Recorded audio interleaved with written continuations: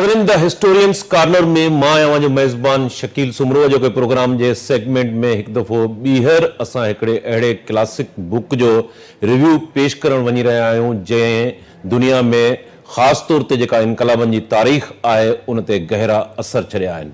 पाण ॻाल्हि करे रहिया आहियूं जॉन रेड, अमरीकी जर्नलिस्ट, लेखक ऐं सियासी कारकुन जॉन रेड जे किताब the 10 Days That Shook the World, दुनिया के झंझोड़ींदड़ 10 ॾींहं जेके आहिनि इनकलाब जा ॾींहं आहिनि, उन ते किताब जो असां रिव्यू पेश करे रहिया आहियूं। ऐं किताब जे ऑथर जे हवाले सां बि अॼोके प्रोग्राम में पाण डिस्कस कंदासूं त उनजो तालुक़ कहिड़े मुल्क सां हुयो, उनजो कंट्रीब्यूशन छा आहे, उहो कॾहिं पैदा थियो ऐं किथे हुन वफ़ात पादी। ऐं उनखां सवाइ इनकलाब जे हवाले सां जेको 17 अक्टूबर इनकलाब जे नाले सां मशहूरु आहे, पाण उन ते बि ॻाल्हाईंदासूं।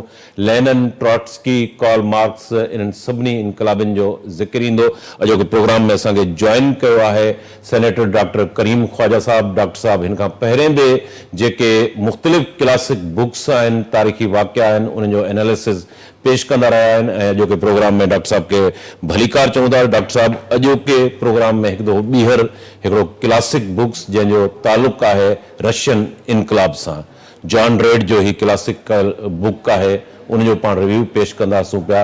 तव्हां पहिरें त ऑथर जेको आहे उन जे बारे में असांखे ॿुधायो, असांजे नाज़रीन जे बारे खे ॿुधायो, उनजा ॿिया केतिरा बुक्स आहिनि, उनखां बाद में इनकलाब, उनमें जेके इनकलाबी कैरेक्टर आहिनि, ऐं उनखां बाद में किताब जो तफ़सीली तौर ते जाइज़ो वठंदासीं। महिरबानी शकील साईं। इहो जेको किताबु आहे the 10 Days That Shook the World by John Reed, the classical eyewitness account of the Russian Revolution by the famous American journalist, इहो किताबु आहे।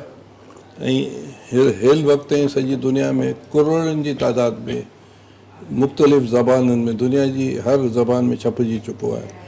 उन जो कारण इहो आहे त हिन में जेको व्लादिमीर लेनिन जेको इनकलाब जो सरवाण हो, उन बि इन किताब में जेको आहे सो नोट लिखियो आहे। ऐं उन चयो त इहो हर ज़बान में छपजणु खपे।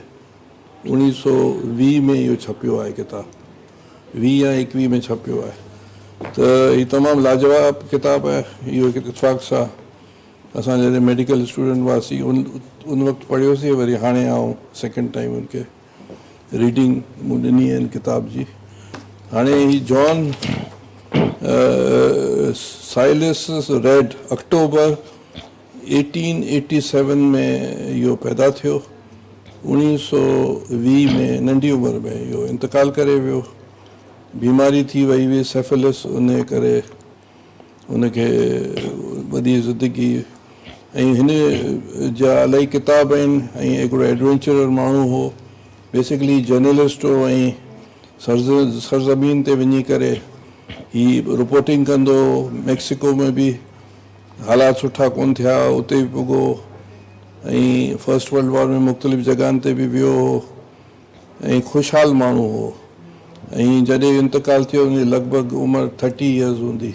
ऐं हिनखे जेको आहे सो क्रिमिनल वॉल, जिते लेनिन बि दफ़नायल आहे, जिते स्टॉलिन बि आहे, ॿिया जेके बि आहिनि, उनमें कॉमरेड जेके आहिनि उनखे दफ़न कयो वेंदो, यानी इहो सोवियत यूनियन तरफ़ां एज़ाज़ हो। इहो एज़ाज़ हो। ऐं इहो अमेरिका जो थी करे इनकलाब जे लाइ हुन लिखियो। ऐं अमेरिका में को फाउंडर हो communist labour party of America, 1919 में हिन ठाही। ऐं हिन जी जेके किताबूं उन इलाही जेको जीत जर्नलिस्ट हो, इंसर्जेंट मैक्सिको में उन जी किताबु आहे, वॉर इन ईस्टर्न यूरोप उन में किताबु आहे, फ्रीडम हिकिड़ी किताबु आहे। ऐं उन खां पोइ हिन जो 10 Days That Shook the World इहा किताबु आहे।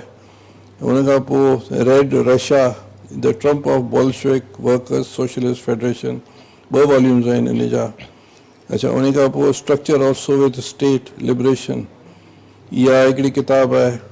Daughter of the revolution and other stories, education of John red, adventure of young man, short stories from life, 7 Seas, collection poems, revolution, shaking the world. ये मुख़्तलिफ़ किताबूं जो आहिनि। ऐं इनजी कॉन्ट्रीब्यूशन आहे। ऐं लेनिन वारा, ऐं ट्रॉट्स्की, ऐं रशियन कम्युनिस्ट पार्टी उनखे ॾाढो भाईंदी हुई।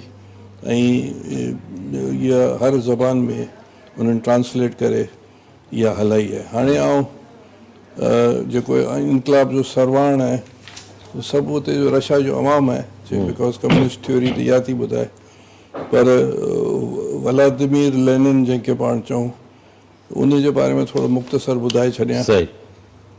त लेनिन जेको आहे सो 22 अप्रैल 1870 में पैदा थियो ऐं जनवरी 21 1924 माना 54 जी उमिरि में उन इनकलाबी आंदो ऐं जेको इंतकाल करे वियो। कम्युनिस्ट पार्टी जो बुनियादु विधी, सॼी उमिरि एग्ज़ाइल में रहियो, साइबेरिया जी सज़ा बि थी ऐं जेको आहे सो यूरोप में तक़रीबन 15-16 साल एग्ज़ाइल में रहियो ऐं जेको इनकलाब आयो ही अक्टूबर उनमें सरवाण इहो हो ऐं पहिरीं हिननि जी पार्टी जो नालो सोशल डेमोक्रेटिक पार्टी हो, पोइ अॻिते हली करे मांशविक ऐं बाल्शविक में थी वियो। बाल्शविक जो हेड इहो हो, बाल्शविक यानी अक्सरियती ऐं मंशविक जेका हुआ पहिरीं जो ऑपोज़िट हो, पोइ वरी अच्छा पहिरीं ई ॿई गॾु हुया, पहिरीं गॾु हुआ पोइ अलॻि थिया। पोइ आउं त इन चीज़ ते अचां थो त हिन जी लेनिन जे बारे में इहे चीज़ूं ॿुधायां। हाणे असुल इहा आहे त हीअ मिडिल क्लास जो माण्हू हो लेनिन साहब।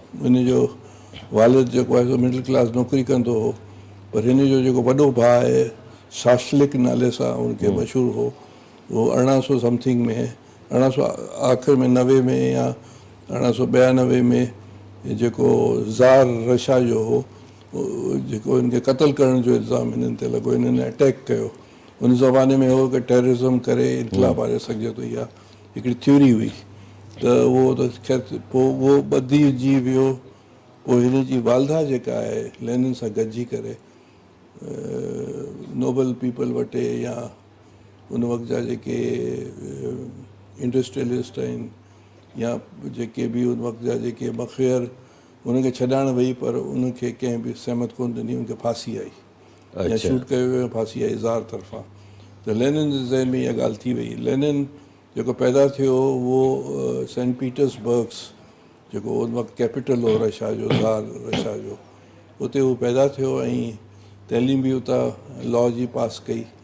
पोइ वरी हिनखे साइबेरिया में सज़ा अची वई, छा जो इनकलाबी हो, यकीनन हुनजे भाउ जो इंतकाल जो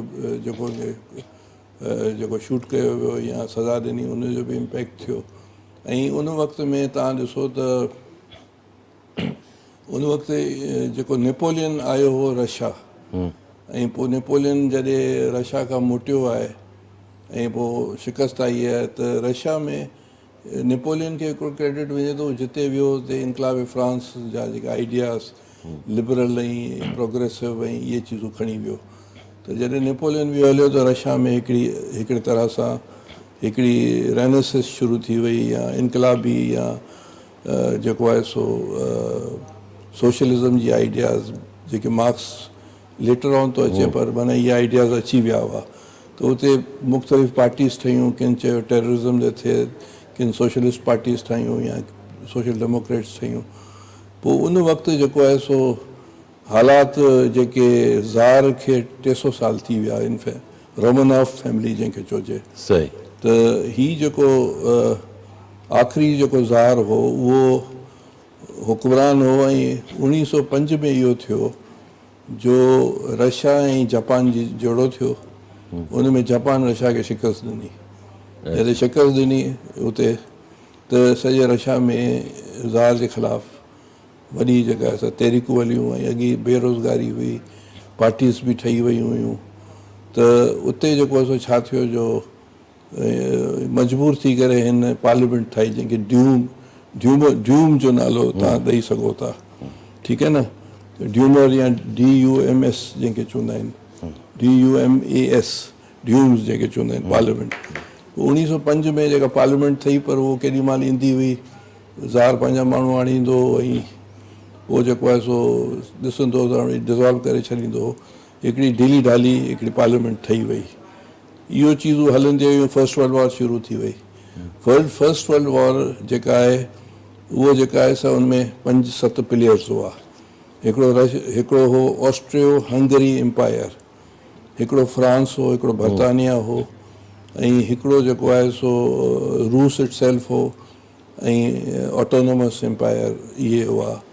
जेके एम्पायर हुआ त इहा जेका अहिड़ी वॉर थी जंहिंमें हिकिड़े पासे हिकिड़ी धुर हुयूं, ॿिए पासे ॿियूं धुर हुयूं, खिचड़ी पकी वई। सही। बेसिकली जेको आहे ऑस्ट्रियो हंगोरी एम्पायर जो जेको प्रिंस हो, जेको हुक्मरान थियण वारो हो, उनखे सर्बिया जे टेररिस्टनि उनखे मारे छॾियो। मर्डर थियो उनखां पोइ अचानक वॉर शुरू थी वई। हुन रशिया फ्रांस ते कयो, फ्रांस हुन ते कयो, जर्मनी हुन ते कयो। पर इहे जंग में जेको आहे जर्मनी खे आख़िर में सज़ा मिली। वसाइल ट्रीटी जेका थी जंहिंमें हुनजी बेइज़ती कई वई। ऐं उन में इहो छा थियो जो जॾहिं इहा जंग में रशिया खे वधि में लॉस थिया, करोड़ा माण्हुनि जा जेके अजल जा शिकार थिया, इकोनॉमी डाउन थी वई। इहो अची 1918 में फेब्रुवरी में हिकिड़ो इनकलाब अचे थो, उते इहो थो थिए त 1917 में 1917 में सॉरी सही 1917 में 18 मुंहिंजे लफ़्ज़ ग़लती करी 17 में 17 त उन में जेको आहे 18 में जंग ख़तमु थिए थी। इहा जेका फर्स्ट वर्ल्ड वॉर 17 में जेको आहे फेब्रुवरी में जेको इनकलाब अचे थो, उन में छा थो थिए त ज़ार खे मजबूर थी करे हू छॾे थो ॾिए पंहिंजी बादशाहत ऐं पंहिंजे सौट खे चवंदो आहे, उहो सौट बि छॾे ॾींदो। इन अरसे में इन जंग जे दौरान रासपुटिन हिकिड़ो किरदारु हो जेको असरअंदाज़ थींदो आहे हिन जी फैमिली ते, ख़ुशूसन हिन जी जेका घरवारी जंहिंखे ज़ारीना चवंदा आहिनि, एलेक्जेंडरिया नालो, पर हुनखे ज़ार जी घरवारी खे ज़ारीना चवंदा आहिनि। त उनजो जेको पुटु हो एलेक्सी, उनखे जेको आहे हिमोफिलिया हुई। त हीअ अची करे हुनखे चवंदो आहे त हीउ नोबल मैन हो या हिकिड़ो मिस्टिक हो या जेको बि तव्हां चओ ईवल चओ, त उहो उनजे करे जेका हिन जी फैमिली में या जेके नोबल जेके एस्ट्रोक्रेट्स आहिनि उहे ख़िलाफ़ थी विया आहिनि। इन जी बि ग़लति आदतूं, ग़लति कमु हूंदा आहिनि। हुनखे त रासपुटिन खे मारे छॾींदा आहिनि, पर हू ट्रांसफर पोस्टिंग पॉलिसीज़ हुन माई जे ते असरअंदाज़ थींदो आहे ज़ारीना ते, ऐं जंहिंजे करे वरी तबाही थींदी आहे। 1917 जो फेब्रुवरी जो इनकलाब में हीउ जेको आहे गिवअप करे छॾींदो आहे ज़ार। उहो पंहिंजे भाउ खे चवंदो आहे या सौट खे, उहो बि जवाबु ॾेई छॾींदो आहे। त उहो ड्यूमर जेको आहे हिकिड़ो ईंदो आहे, ॿियो ईंदो आहे, टियों ईंदो आहे, ऐं हू जेके जंग बंदि कोन कंदा आहिनि। ड्यूम वारा जेको क्लेस्की नाले सां हुक्मरान इंटेरियम सेटअप न इंटेरियम कान्हे, उहो अची वेंदा आहिनि, पर हू जेको आहे माण्हुनि खे सेटिस्फाई कोन कंदा आहिनि। जंग हलंदी पई आहे, उहे सेम पॉलिसीज़ हलंदियूं जेके ज़ार जूं हूंदियूं आहिनि। पोइ इहो फेब्रुवरी में इवन लेनिन ऐं हुनजी पार्टी ते वठ वठा थींदी आहे। लेनिन जेको आहे पहिरीं ईंदो आहे, पोइ वरी हीउ लेनिन निकिरी वेंदो आहे, फिनलैंड वेंदो हलियो आहे, पीटर्सबर्ग ऐं पोइ वरी जेको आहे लेनिन सेप्टेंबर में मोटंदो आहे।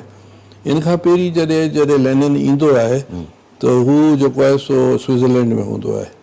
ऐं इहा हिकिड़ी वॾी ॻाल्हि आहे त रिटर्न ऑफ लेनिन हिकिड़ी फिल्म बि आई आहे। पोइ उनखे पास थियो हुन जर्मनी मां। जर्मनी ऐं रशिया जी जंग हलंदी पई आहे, पर अलाए विच में के माण्हू ईंदा आहिनि जेके चवंदा आहिनि त लेनिन खे तव्हां इजाज़त ॾियो त हीउ जेको आहे वञे। पोइ जर्मन हुकूमत ॾींदी आहे, लेनिन जो डायरेक्ट तालुकात कोन हूंदा आहिनि, न ई पैसा ॾींदा आहिनि। पर बहरहाल पोइ वरी जेको आहे हीउ फिनलैंड भॼी वेंदो आहे, कानून लेनिन पोइ वरी मोटी ईंदो आहे। सेप्टेंबर में उहो चवंदो आहे त बाबा हाणे हीउ जेको आहे हाणे असांखे इनकलाब आणणो आहे, ऐं बाल्शविक पार्टी आणींदी आहे। हाणे बाल्शविक पार्टी जेका आहे हीअ जेका मांशविक पार्टी जेका हूंदी आहे फेब्रुवरी खां पोइ, उन्हनि जेको आहे उनमें सोशल डेमोक्रेट्स बि हूंदा आहिनि, मिडिल क्लास बि हूंदी आहे, इंडस्ट्रियलिस्ट बि हूंदा आहिनि, हर तबिको हूंदो आहे। पर उहो कुझु डिलीवर कोन कंदो आहे रशिया खे। त हीअ जेको लेनिन आहे उहो चवंदो आहे त बाबा हिकिड़ो त पीस, ॿियो ब्रेड, ॿियो लैंड, माना जेको आहे इहे हुनजो नारो हूंदो आहे। पीस ब्रेड माना रोटी, ऐं लैंड माना हर माण्हू खे जेको आहे ज़मीन सभिनी जी, ऐं प्राइवेट प्रॉपर्टी ख़तमु, माना इहे टे नारा हुनजा हूंदा आहिनि। अच्छा, हीअ जेको आहे हीअ ट्रॉस्की जेको आहे हिन में वॾो किरदारु हूंदो आहे। रेड आर्मी जेका आहे, उहो रेड गार्ड्स या उहो ट्रॉस्की खे इंचार्ज कंदा आहिनि। ऐं सेंट पीटर्सबर्ग जंहिंखे पेट्रोगार्ड हुन ज़माने में चवंदा हुआ, सेंट पीटर्सबर्ग हाणे नालो थियो आहे, पहिरीं पेट्रोगार्ड हो। ऐं इनकलाब खां पोइ जो नालो लेनिनग्राड बि रही चुको आहे, ठीकु आहे सही न। त उते ई जेको आहे सो कॉमरेड लेनिन चवंदो आहे त भई हाणे वक़्तु अची वियो आहे असांखे, हाणे जेके 2 ॾींहं आहिनि उहो मूं ब्रेकअप करे तव्हां साम्हूं रखां थो। सही हाणे ही जो किताब है 10 डेज माना वो इनकलाब हा, इहो मूं प्रोसेस करे माण्हुनि खे सम्झाइण लाइ, सही पर हिन में चैप्टर्स जेके आहिनि टोटल आहिनि उहा चैप्टर्स आहिनि, हिन में 12 चैप्टर आहिनि, ठीकु आहे। बैकग्राउंड है, कॉमन स्टॉर्म है, ऑन ईव है, फॉल ऑफ प्रोविजनल गवर्नमेंट है, उनका प्लेइंग हेड है, committee for the salvation, revolutionary front, counter revolution, victory, Moscow, conquest of power, peace and congress, इहे आहिनि हिन जा। पर मूं उनखे जेको आहे सो सम्झाइण लाइ सही ये 2 ॾींहं जेको आहे सो हिन सॼो 2 ॾींहं जो ज़िक्र आहे हिन। ही टोटल आहे राउंड अबाउट 397 पेज जी किताब आहे, ठीकु आहे। ओके त हाणे हिन में तव्हां ॾिसो त ही जेको इनकलाब जेको ही सॼो किताब आहे जंहिं सॼी दुनिया खे हिलाए छॾियो चयो, उहो इहो फर्स्ट डे ते छा थींदो आहे, the narrative begin with the Bolshevik जेको आहे सो कॉमरेड लेनिन ऐं बोल्शेविक पार्टी चाहींदी आहे त हाणे जेका क्रेस्की जी जेका गवर्नमेंट आहे मांशेविक उनखे हाणे फिटाइजे, ख़तमु कजे। सेकेंड डे ते छा थियो, Bolshevik led by the Lenin seize the की location of Petrograd including bridges, telephone exchange and railway station. ही जेको सेकेंड डे ते छा कंदा आहिनि, ही जेके बि गवर्नमेंट जी इमारतूं आहिनि, रेलवे स्टेशन आहिनि, ब्रिजिस आहिनि, ॿियूं जेके आहिनि उन्हनि खे वञी करे कब्ज़ो कजे ऐं कब्ज़ो करे वेंदा आहिनि, ठीकु आहे। हाणे इहो सभु ट्रॉस्की ऐं लेनिन ऐं स्टॉलिन इहे सभु सॼी पार्टी शामिल आहे हिन में, मज़दूर बि आहे, किसान बि आहे ऐं वर्कर्स बि आहिनि, सोल्जर्स बि आहिनि जेके मोटंदा आहिनि जंग खां। अच्छा, उन खां पोइ विंटर पैलेस थर्ड डे ते आहे, the winter palace in a seat of provisional government is storm and taken by the Bolshevik. Winter palace जेको आहे सो इक़्तिदार जो हिकिड़ो छा चवंदा आहिनि सिंबल हूंदो आहे, उन ते वञी कब्ज़ो कंदा आहिनि, माना उहो विंटर पैलेस किलियो त माना। अच्छा, फोर्थ डे ते छा आहे, second all Russian Congress Soviet convene and Bolshevik consolidated power. ही जेके सो छा कंदा आहिनि, ही जेके इनकलाब खां पहिरीं मज़दूर, किसान, ओड़े पाड़े शहर जूं सोवियट्स ठाहींदा आहिनि। सही उहो हाणे इनकलाब ईंदो त इहे फ़ौज जे अंदरि सोवियत ठाहींदा आहिनि, पुलिस में ठाहींदा आहिनि, हर जॻह टेक ओवर करे वठंदा। हा, उहो सोवियत जेके टेक ओवर कंदा। कहिड़े ॾींहं ते कनि थियूं? ये चौथे ॾींहं ते हिन जी टेक ओवर थी वेंदो, पोइ वरी हिन जी न्यू गवर्नमेंट फॉर्म कंदा आहिनि, ही टेक ओवर पंहिंजे पावर खे मज़बूत कंदा आहिनि। 5 ॾींहं ते छा चवंदा आहिनि, बोल्शेविक बिगेन इशूइंग डिक्री।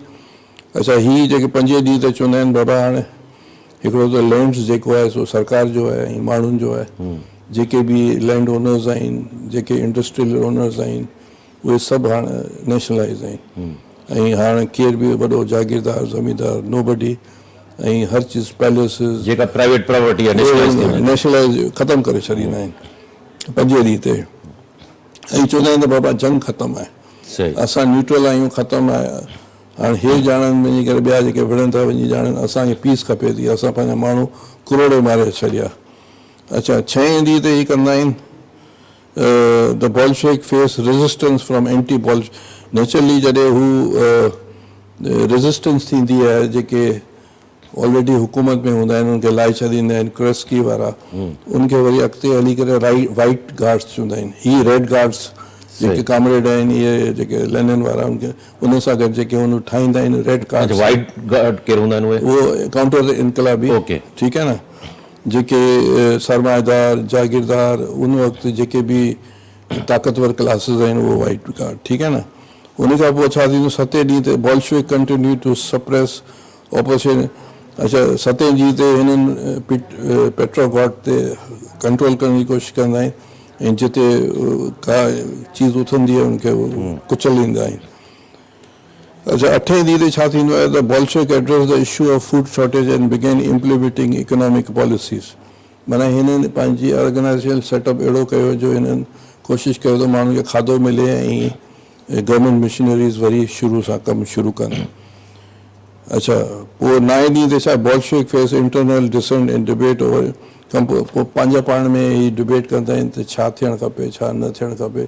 हिन जा जेके ॿिया माण्हू आहिनि उहे चवंदा आहिनि त ही पाण ठाहियो आहे, पर हिन में जेको आहे सो मिडिल क्लास खे या ॿियनि खे ऑपोज़िशन खे या हुननि खे जेके लॉयलिस्ट आहिनि या जेके बादशाह जा सपोर्टर आहिनि उनखे शामिलु कयूं। हिननि चयो न बाबा ही जेका डिक्टेटरशिप आहे पोलिटिकली ग़रीबनि जी डिक्टेटरशिप आहे, हारी मज़दूरनि जी कोन थींदा। अच्छा, ॾहें ॾींहं ते Bolshevik solidify the control and the revolution initial phase is complete. ऐं ॾहें ॾींहं ते इनकलाब जेको आहे सो पेट्रोगॉड में मुकमल थी वेंदो, कंट्रोल थी वेंदो आहे। पोइ ही मॉस्को वेंदा आहिनि ऐं इहो ई पैटर्न जेको सॼे रशिया में उहो एडॉप्ट कंदा आहिनि। हाणे इहो थियो 1917। हिननि जी कंसोलिडेशन ऑफ पावर वञी थींदी आहे वञी करे 1922 ताईं। इन अरसे में वाइट गार्ड्स हूंदा आहिनि जेके काउंटर इनकलाब जी जेके फोर्सेस रद इनकलाब आहे मुकमल उहे जेको आहे सो हमला कंदा आहिनि, कब्ज़ा कंदा आहिनि ऐं हिननि खे 2-4 साल लॻंदा आहिनि चीज़नि खे कंसोलिडेट करणु, पॉलिसीज़ इम्प्लीमेंट करणु ऐं जेके जंग में जेके तबाही थींदी आहे उनखे कंट्रोल करणु।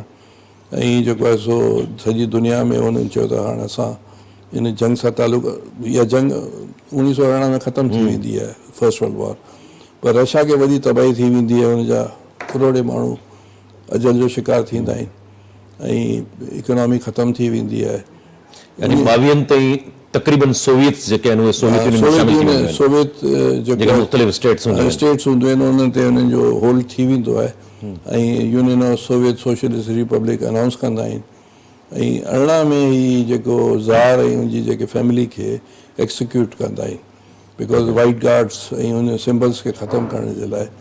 बेसिकली हिन ज़हन में जेकॾहिं एज़ अ साइकेट्रिस्ट आउं चवंदुसि त व्लादिमीर लेनिन जे ज़हन में संदसि भाउ जी ॻाल्हि बि हुई ऐं जॾहिं हुनजी माउ हर जॻह वई त उनखे किथां बि सराई कान मिली ऐं हुनखे मारियो वियो। त हिन चयो त प्रोल्थ वारी डिक्टेटरशिप आहे, कॉम्प्रोमाइज़ न, ही एक्सट्रीम लेफ्टिस्ट हुआ बोल्शेविक पार्टी। उन्हनि चयो त कॉम्प्रोमाइज़ कोन करिणो आहे, जेकॾहिं असां बोर्जुआई या जेके सनतकार सोशल डेमोक्रेट्स या ॿिया जेके माण्हू आहिनि जेके रॉयलिस्ट आहिनि जेके बादशाह जा सपोर्टर, पोइ असांजो इनकलाब अवाम खे फ़ाइदो कोन ॾेई सघंदासीं। त हाणे हिन में इलाही डिबेट्स आहिनि। पार्टी जे अंदरि हिकिड़ो ओपिनियन आयो त जेके बादशाह जा आहिनि लॉयल उनखे बि शामिल कजे, पार्टी में डिस्कशन थियो त उन में उन्हनि चयो त न, पाण इहो चीज़ूं कोन कंदासीं, पाण जेको आहे सो प्रोल्थ वारी डिक्टेटरशिप आहे जंहिंमें मज़दूर ऐं किसान ऐं जेके सोल्जर्स आहिनि ऐं जेको आहे आम माण्हू आहिनि, आम ग़रीब माण्हू। लेनिन केसि ताईं इक़्तिदार में रहियो? लेनिन इक़्तिदार में वफ़ात 1924 में थी। 24 ताईं हुयो? हा, 24 ताईं हो, माना जेको 17 खां वठी 24 माना जहिड़ा 7-8 साल थिया। ऐं उन में पोइ वरी हिनखे जेको आहे सो आख़िरी 2 सालनि में हिनखे मारण जी कोशिशि बि गोली बि लॻंदी आहे, उन मां रिकवर थींदो आहे। पोइ हिनखे स्ट्रोक्स लॻंदा आहिनि, माना सेरेब्रोवैस्कुलर स्ट्रोक। पोइ उन में हू 2 स्ट्रोक्स में सर्वाइव करे कोन सघंदो आहे ऐं पोइ वरी जेको सो इंतकाल थी वेंदो आहे। तव्हां सम्झो त 10,000 साल जी जेका इंसान जी तारीख़ आहे, उन जेका लिखियलु तारीख़ त 5-7 हज़ार साल आहे, उन में दुनिया जी पहिरीं सोशलिस्ट या ग़रीब माण्हुनि जी या लेबर जी या माइयुनि जी चइजो ही इनकलाब जेको आहे सो हिन में हिकिड़ो इवेंट इहो बि थींदो आहे त औरतुनि जो बैनुल अक़वामी डे हूंदो आहे, उन लाइ जलसो निकिरंदो आहे ऐं उतां ई हिकिड़ो इनकलाब जो स्टार्ट थींदो आहे। त उन में तव्हां ॾिसो त औरतुनि जे लाइ बराबरी वारी ॻाल्हि हिननि कई सभ खां पहिरीं। स्लेवरी जे त सख़्तु ख़िलाफ़ु हुआ, हर इंसान खे हुननि बराबरि करे छॾियो, प्रॉपर्टीज़ खे बैन करे छॾियो ऐं डिस्ट्रीब्यूट करे छॾियो। एजुकेशन आम थी हुई, हेल्थ आम थी हुई, मानी रोटी कपिड़ा मकान हिननि ॾेई छॾिया। त ही 10,000 या 5,000 साल हज़ार पूरी हिस्ट्री जे अंदरि जेका रेवोल्यूशन आहे उन खां पोइ रूस में, चीन में आयो, क्यूबा में आयो या लैटिन अमेरिका में आयो या मुख़्तलिफ़ लैटिन अमेरिका जे मुल्कनि में आयो या अफ्रीका में आयो या हिंदुस्तान में बि मुतासिर थिया। ईरान में बि तोते पार्टी ठही या मिडिल ईस्ट में तव्हां ॾिसो त इहे नासिर वारा आया, सीरिया में जेके आया, इराक में जेके आया।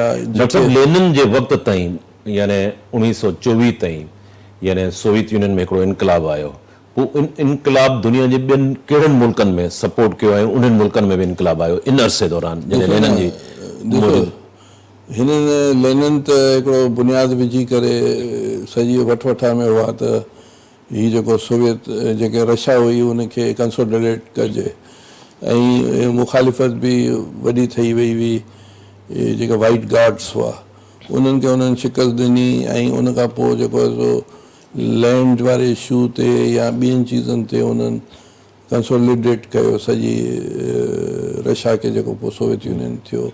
उन्हनि हेसि ताईं पंहिंजे कॉन्स्टिट्यूशन में चीज़ रखी त का बि नेशनलिटी या सब नेशनलिटी उहा अलॻि बि थी सघे थी ऐं सभिनी ज़बाननि खे उन्हनि बराबरी जो मुक़ाम ॾिनो, उन कल्चर खे प्रिज़र्व कयो, कल्चर खे वधायो ऐं उन्हनि जी जेके बि ट्रेडिशन्स जेके हुआ मुख़्तलिफ़ इलाइक़नि जा उन्हनि खे बरक़रार रखियूं।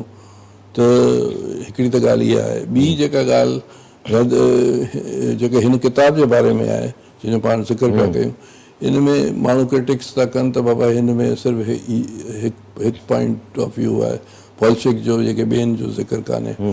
त हाणे इहो बि हिकिड़ो क्रिटिक्स आहे, इन ते करण वारा कंदा आहिनि, पर मक़सदु चवण जो इहो आहे त हीउ जेको इनकलाब जेको हो उहो दुनिया जी जेका आहे डेस्टिनी चेंज करे छॾी। तव्हां सम्झो त हीअ 91 ताईं जेको आहे सो उन में तव्हां दुनिया में जेको सो इहे क़ौमी आज़ादी तहरीकूं जेके बि हलियूं आहिनि उन खां पोइ उनखे सोवियत रूस ते सपोर्ट कई आहे। उन खां पोइ वियतनाम हुजे या चीन हुजे या जिते बि तव्हां ॾिसो, अफ्रीका ॾिसो, कोगो ॾिसो, मोज़म्बिक ॾिसो, यू नेम इट, उते हिननि सपोर्ट कई आहे जिते किथे। इवन इजिप्ट जी सपोर्ट कई आहे जिते किथे हिननि सपोर्ट कई। डॉक्टर साहब छा सबबु हुयो? ज़ाहिर आहे त 10 ॾींहंनि जे अंदरि जेको तव्हां हिनखे ॿुधायो त उनमें तमामु घणियूं वॾियूं कुर्बानियूं आहिनि, पोइ हू सभिनी खे टेक ओवर करे वञनि था, वेंटर पैलेस खां वठी जेके तव्हां ॿुधाया। पोइ अॻिते हली इहो सोवियत यूनियन सर्वाइव छो कोन करे सघियो? 70 सालनि खां पोइ छो रहियो? उनजा रीज़न छा हुया? उनखे संभाले छो कोन सघियो? जेको लेनिन हो उन इंतकाल थी वियो, उन खां पोइ स्टालिन हो। स्टालिन जेको आहे सो उनजी इलाही पॉलिसीज़ ते माण्हू डिसएग्रीमेंट्स कनि था, त हुन जेको सो हिकिड़ी ब्यूरोक्रेटिक स्टाइल में जेको आहे सो कम्युनिस्ट पार्टी खे हुन हलायो। ॿी जेका ॻाल्हि इहा आहे त हू जेको आहे सो तमामु पैरानाइड हो, माण्हुनि जा जेके शक कंदो हो उनखे माराए छॾींदो हो। टी जेका आहे सो इहो अञा कुझु पाण में ठाहे पाण खे रिकवर पिया कनि, माना 24 में त 38 में जेको आहे सो वर्ल्ड वॉर 2 शुरू थी वेंदी आहे, उहा 45-46 में। उनमें बि वर्ल्ड वॉर 2 खे जेके तव्हां ॾिसो त उनमें खटाइण में सभु खां जनरल ज़रूरत जंहिंखे चवंदा आहिनि, उन जेको आहे सो तव्हांखे हिटलर जी जर्मनी खे शिकस्त ॾिनी। इन में बि करोड़े जेको आहे सो रशियन्स मारिया, सोवियत यूनियन जा माण्हू अजल जो शिकार थिया। उनखे वरी उन रिकवर कयो, उन वॉर जे करे जेको आहे सो ईस्ट यूरोप ते सॼो जेको आहे सो ही छाइजी विया ऐं क़ौमी आज़ादी जी तहरीकनि जी हुननि सपोर्ट कई हर जॻह। जिते अमेरिका खे प्लस फैक्टर इहो हो त उते सरमाएदारी बि हुई ऐं वेस्ट यूरोप उनजी सपोर्ट बि कई। त इहे सभु रीज़न्स हुआ त जेको रशिया जेको आहे सो उनखे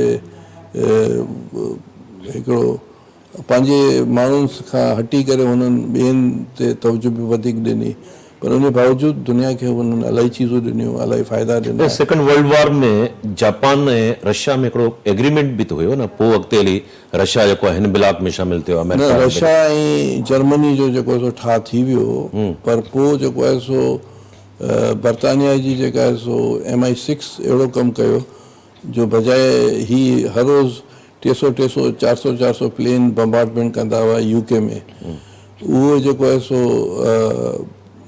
उहो वरी रशिया पासे फिरी वियो।